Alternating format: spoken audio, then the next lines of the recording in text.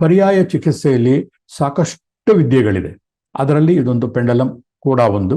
ತೂಕವಾಗಿರುವಂತಹ ಒಂದು ಗುಂಡು, ಅದನ್ನ ಇಲ್ಲಿ ಕಟ್ಟಿಬಿಟ್ಟು ಒಂದು ದಾರವನ್ನ ಅಥವಾ ಚೈನ್ ಹಾಕಿದಾಗ ಅದೊಂದು ಪೆಂಡಲಂ ತರ ವರ್ಕ್ ಆಗುತ್ತೆ. ನಮ್ಮ ಎರಡು ಕೈಗಳಲ್ಲಿ ಹಿಡ್ಕೊಂಡು ಅದನ್ನ ಬೇರೆ ಬೇರೆ ತಂತ್ರಗಳನ್ನು ಉಪಯೋಗಿಸಿದಾಗ ನಮಗೆ ಜೀವನದಲ್ಲಿ ಬೇಕಾಗಿರುವಂತಹ ಎಲ್ಲ ಸುಖ ಸೌಲಭ್ಯಗಳು ಕೂಡ ನಾವು ಪಡ್ಕೋಬಹುದು.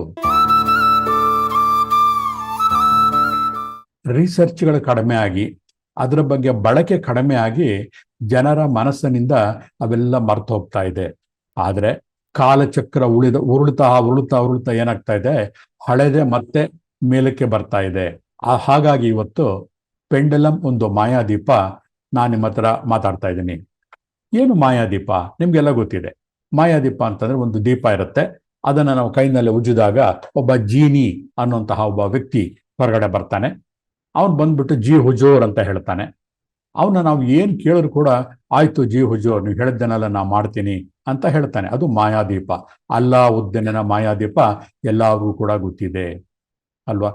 ಹಾಗೇನೆ ನಾನು ಇದಕ್ಕೆ ಹೆಸರಿಟ್ಟಿರೋದು, ಈ ಪೆಂಡಲಂ ಬಳಕೆ ಇದೆಯಲ್ಲ, ಅದು ಕೂಡ ಒಂದು ಅಲ್ಲಾವುದ್ದೀನನ ಮಾಯಾದೀಪದಂತೆ.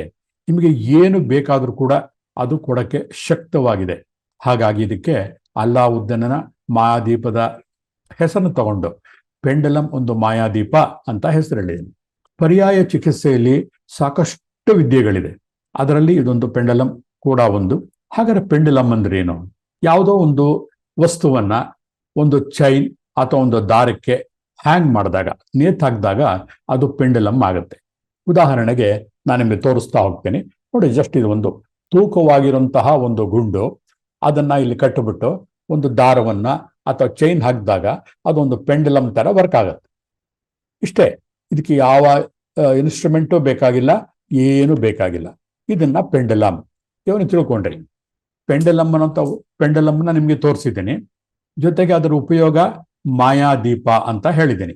ಅಂದ್ರೆ ಕೇವಲ ಒಂದು ತೂಕದ ಗುಂಡನ್ನ ದಾರಕ್ಕೆ ಹ್ಯಾಂಗ್ ಮಾಡಿ ನಮ್ಮ ಎರಡು ಕೈಗಳಲ್ಲಿ ಹಿಡ್ಕೊಂಡು ಅದನ್ನ ಬೇರೆ ಬೇರೆ ತಂತ್ರಗಳನ್ನು ಉಪಯೋಗಿಸಿದಾಗ ನಮಗೆ ಜೀವನದಲ್ಲಿ ಬೇಕಾಗಿರುವಂತಹ ಎಲ್ಲ ಸುಖ ಸೌಲಭ್ಯಗಳು ಕೂಡ ನಾವು ಪಡ್ಕೋಬಹುದು. ನಿಮ್ಗೆ ಆಶ್ಚರ್ಯ ಆಗ್ಬೋದಲ್ವಾ? ಇದೆಂಥದ್ದು, ಬರೀ ಒಂದು ದಾರ, ಒಂದು ಪೆಂಡಲಂ ಇಟ್ಕೊಂಡ್ಬಿಟ್ಟು ನಮ್ಮ ಪ್ರಾಬ್ಲಮ್ ಎಲ್ಲ ಸಾಲ್ವ್ ಮಾಡ್ಕೋಬೋದಾ ಅಂತ? ಖಂಡಿತ ಸಾಧ್ಯ ಇದೆ.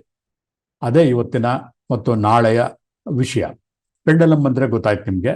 ಒಂದು ತೂಕದ ಗುಂಡನ್ನ ಒಂದು ದಾರಕ್ಕೆ ಅಥವಾ ಒಂದು ಚೈನ್ಗೆ ಹಾಕಿ ಹಿಡ್ಕೊಂಡಾಗ ಅದನ್ನ ಪೆಂಡಲಂ ಅಂತ ಹೇಳ್ತಾರೆ.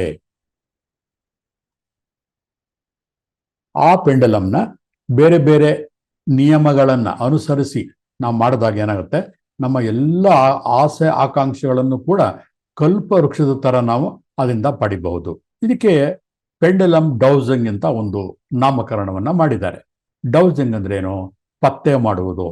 ಅಂದ್ರೆ ಪೆಂಡಲಂ ಇಟ್ಕೊಂಡು ನಾವು ಕೈನಲ್ಲಿ ಇಟ್ಕೊಂಡಾಗ ನಮ್ಗೆ ಏನು ಬೇಕಿರುತ್ತೋ ಎಲ್ಲ ವಿಷಯಗಳನ್ನು ಕೂಡ ಬೇರೆ ಬೇರೆ ಆಯಾಮಗಳಲ್ಲಿ ನಾವು ಅದರಿಂದ ಪತ್ತೆ ಮಾಡಬಹುದು.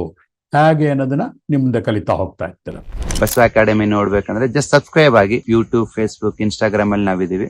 ನಮ್ಮ ಉದ್ದೇಶ ಇಷ್ಟೇ, ನೀವು ಮೆಡಿಸಿನ್ ಫ್ರೀ ಆಗ್ಬೇಕು. Thank you very much.